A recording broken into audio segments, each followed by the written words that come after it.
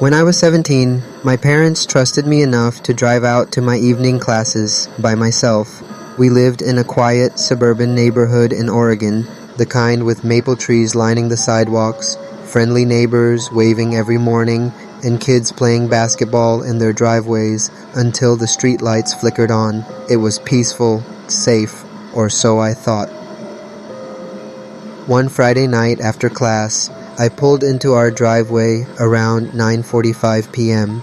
I remember the time because I was already thinking about getting inside, showering, and binging Netflix until I fell asleep.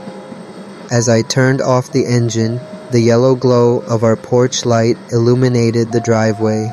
Everything looked normal at first, until I saw him. There was a man standing at the edge of our driveway, half hidden behind my dad's pickup truck. I froze, staring. He was tall, wearing a dark hoodie with the hood pulled up, and his hands were shoved deep in his pockets. He wasn't moving, just standing there, almost like he was waiting for me to notice him. My stomach dropped. I remember thinking, why is he just standing there? I quickly locked my car doors and grabbed my phone, pretending to call someone. I even said out loud, "Yeah, Dad, I'm just getting home. Can you come out and help me with my books?" Hoping he'd hear, but the man didn't react at all. He just stood there, facing me, his face shadowed beneath the hood. I texted my dad instead. "Me, are you awake? There's someone in the driveway." No reply. I could see the living room light on through the window, but he didn't answer. That's when the man took a step forward. Just one step, slow and deliberate, and that was enough for pure adrenaline to flood through me. I debated honking the horn, but I didn't want to startle him into doing something unpredictable. Instead, I pressed the automatic garage door button, thinking I could drive inside. The second the door started to rumble upward, he moved. Fast. He walked around the truck and stopped in front of my car, blocking me from driving forward. My headlights lit him up now, and I could see his face. He wasn't old, maybe late 20s, with messy hair and wide eyes that didn't blink. He raised one hand and tapped his knuckles against my hood lightly, as if he was testing to see what I would do. My entire body was trembling. I remember gripping the steering wheel so hard my knuckles were white. He tilted his head to the side, studying me like an insect pinned under glass. Then he smiled. It wasn't a normal smile. It was wide and unnatural, showing almost all his teeth, but his eyes didn't crinkle. They just stared, empty and unblinking. I mouthed, "Please go away," but he just kept smiling. That's when I saw my dad emerge at the front door. He was barefoot, holding his phone to his ear. As soon as he saw the man, he shouted something I couldn't hear through the windshield. The man's smile vanished instantly. He turned his head sharply to look at my dad, then back at me, and slowly backed away. He didn't run. He just walked backwards, down the driveway, never turning his back to us until he disappeared into the shadows between two houses. My dad rushed to my car, opened the door, and grabbed my arm to pull me inside. I burst into tears right there on the driveway, unable to stop shaking. My dad called the police while I sat on the couch trying to calm down. They arrived in minutes, 3 cars with their lights flashing against our quiet street. They searched the neighborhood but found nothing. No footprints, no signs of forced entry around the houses, just an empty street with the distant sound of dogs barking. The officers asked me to describe him again and again. I told them everything, the hoodie, the smile, the way he didn't say a word. They said it was probably someone passing through, possibly high, possibly just looking to scare someone. But I knew in my gut that it wasn't random, he wasn't wandering, he was waiting. That entire night, I couldn't sleep. Every time a car drove by or the heater clicked on, I jumped. I kept replaying his smile in my mind, that empty stare, the way he stood perfectly still for so long, like he had all the time in the world. For weeks after, I refused to come home alone at night. My dad installed motion sensor lights all over the driveway and set up cameras, but he never showed up again. The police never found anyone matching the description in our neighborhood. Still, Every time I pull into a driveway at night, I can't help but scan the shadows, wondering if someone's there, silently watching, waiting for me to notice them. When I was 19, I moved out of my parents' house and rented a tiny studio apartment above a closed-down antique store. The building was old and smelled like dust and wood polish, but it was cheap, close to my community college, and felt like freedom. The apartment had just 2 windows. One faced the parking lot and the other faced an alley that ran between my building and an abandoned bakery next door. That alley window never let in much light, just shadows and dust motes floating lazily in the gloom. I lived there for about 3 months when it started happening. It was a Tuesday night. I was up late studying for a biology exam, my desk lamp glowing yellow against the dark window behind it. Around 1 o'clock a.m. I heard it, tap, tap, tap. It was so soft, I almost thought I imagined it. I paused, waiting, but it didn't happen again. I told myself it was the pipes or the old wood settling and went back to my flashcards. The next night, it came again, tap, tap, tap. This time I froze, pen hovering over my notebook. The sound was coming from the alley window. I didn't want to look. Every cell in my body screamed, "Don't look," but curiosity got the better of me. I turned off my desk lamp, leaving only the dim ceiling light on, and crept towards the window. My heart was hammering so hard I could hear it in my ears. The blinds were closed, so I slowly lifted one slat with my fingertip. At first I saw nothing, just the dark alley, a sliver of moonlight illuminating cracked concrete and overflowing dumpsters. I let out a shaky breath. Then he moved. A man stepped forward from the shadows, right up to my window. He was tall and thin, wearing a heavy coat despite it being spring.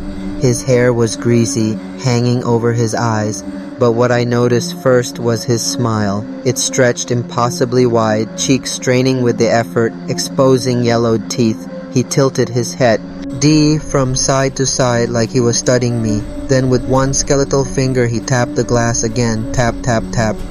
I dropped the blinds and stumbled backwards, nearly tripping over my desk chair. I didn't scream. I didn't even breathe. I just stood there, listening. After what felt like forever, I heard footsteps shuffling away down the alley, fading into silence. I barely slept that night. I kept the blinds closed, lights on, every muscle tensed like a coiled spring.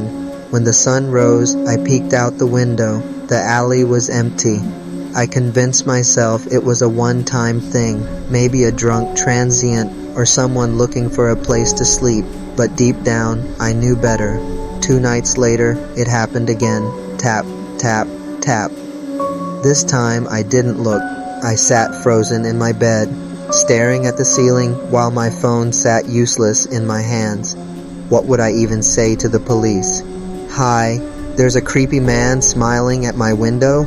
It didn't feel urgent enough. He wasn't breaking in, just watching. After that, it became routine.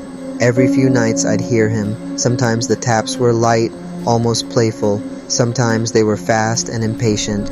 Once, he scratched the glass slowly from top to bottom with his fingernail. I could hear it squealing through the blinds. During the day, I tried to act normal. I went to class, studied, hung out with friends. But every night, I lay awake, listening, waiting. Then one night, everything changed. It was raining hard, wind slamming against the windows, thunder rattling the thin walls of my studio. I was curled up on my bed with my laptop propped on my knees, trying to focus on an essay. Around midnight, I heard it again, tap, tap, tap. But this time, it was coming from the parking lot window. I slowly turned my head and felt my stomach twist. He was standing right there, staring through the glass at me. His hair was dripping wet, plastered to his forehead. Water streamed down his face, but his eyes never blinked. His lips curled into that same wide smile, but now it looked even more deranged, teeth gleaming under the flickering outside light. Then he raised his hand and waved at me. Just a small, lazy wave, like we were old friends passing in the street. I scrambled off the bed and grabbed my phone with trembling hands. This time I called 911. I didn't care if they thought I was paranoid. The operator stayed on the line while 2 patrol cars arrived within minutes. I watched from the peephole as officers swept the area with flashlights. They knocked on my door and I let them in, tears streaming down my face. They asked for a description. I told them everything, the smile, the hair, the tapping. One officer stayed with me while the other searched the alley and parking lot. After 20 minutes they came back. They hadn't found him, but they did find something else. Outside my alley window, pressed against the bricks beneath the glass, was a small pile of cigarette butts, dozens of them, burned down to the filter and crushed under a boot heel. The officer told me it looked like he'd been standing there for hours, just smoking and watching. I moved out the next week, found a roommate across town, and never went back to that studio again. I still think about him sometimes, especially when I hear tapping against my windows during storms. I always check, always, because I know he's still out there somewhere, watching someone else, smiling that same impossible smile. This happened when I was 14 years old, living with my grandparents on their farm in rural Kansas. They raised me most of my childhood, and though it was isolated, it was peaceful. Acres of cornfields, a dusty gravel road leading to town, and a big red barn that I loved exploring. But one summer night changed everything. My grandparents were out at a church potluck until late. I stayed home reading comics in my room with the windows open to catch the cool breeze. The farm was quiet except for crickets and the distant lowing of cows in the far pasture. Around 10:30 p.m., I heard it, a light knock, knock, knock, knock. At first, I thought it was the wind rattling the screen door, but then it came again, louder this time. Knock, knock, knock. I crept out of my room and walked down the hall to the living room. From there, I could see the screen door that led to the back porch. The porch light was off, and beyond it was just darkness. The barn, a looming black silhouette against the starry sky. I stood there staring, heart pounding, then came another knock. But it wasn't at the screen door. This time, it came from the kitchen window to my right. Knock, knock. I jumped and clamped a hand over my mouth to keep from screaming. Someone was outside knocking on the window. The curtains were drawn, and I didn't dare peek. I just stood there frozen in place, listening. Then the knocking moved again, this time to the laundry room window at the back of the house. Knock, knock, knock.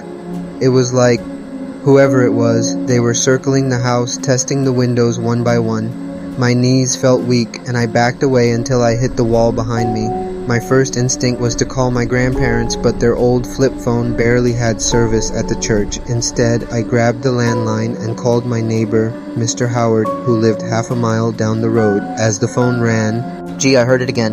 Knock, knock, this time at the living room window, just feet away from me." Mr. Howard picked up, his gruff voice crackling through the line. I whispered, "Someone's outside.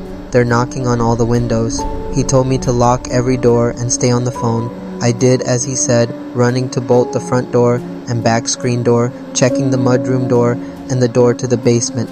The knocking never stopped. It moved around the house, window to window, always 2 or 3 knocks, then silence, then again at another window. Mr. Howard said he'd grab his rifle and drive over. It would take him at least 5 minutes, but just hearing his voice calmed me a little. I crouched under the kitchen table, phone clutched to my ear, listening to the relentless knocking move from window to window. Then it stopped. For a moment, there was total silence, so heavy it felt like my eardrums were ringing. I didn't move, didn't breathe. Then something else happened. From the back porch came a new sound, creaking. The boards of the porch groaned under weight, slow and deliberate, like someone was shifting from foot to foot.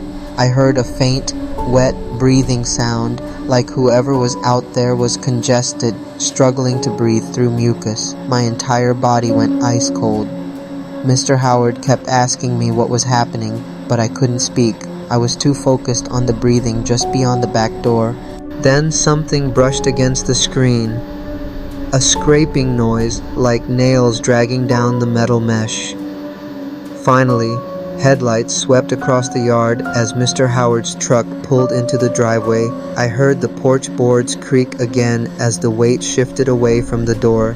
Mr. Howard burst through the front door with his rifle raised, shouting my name. I ran to him, sobbing, and he pulled me close, telling me it was okay now. He went room to room, checking every window and door. Then he stepped out onto the porch, sweeping his flashlight beam across the yard. I followed him to the doorway, peeking out from behind his broad back. That's when I saw it. Standing by the barn was a figure. At first I thought it was a man, but the proportions were all wrong. It was tall, taller than any normal person, with long arms that hung down past its knees. Its head was tilted to the side, and even from across the yard I could see its eyes reflecting like two pinpricks in the dark. Mr. Howard raised his rifle and shouted, "Hey, who's there?" The thing didn't move. It just stood there, staring at us. Then, slowly, it turned and walked behind the barn, disappearing into the cornfield beyond. Mr. Howard stayed until my grandparents got home.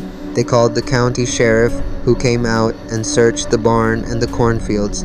He found nothing, no footprints, no broken stalks, nothing. He suggested it was probably just a trespasser trying to steal tools from the barn, but Mr. Howard shook his head. I heard him whisper to my grandpa, "That wasn't a man. I don't know what that was." I slept in my grandparents' room for weeks after that. Every night I lay awake listening for knocks. I still hear them sometimes in my dreams, soft, slow, moving window to window.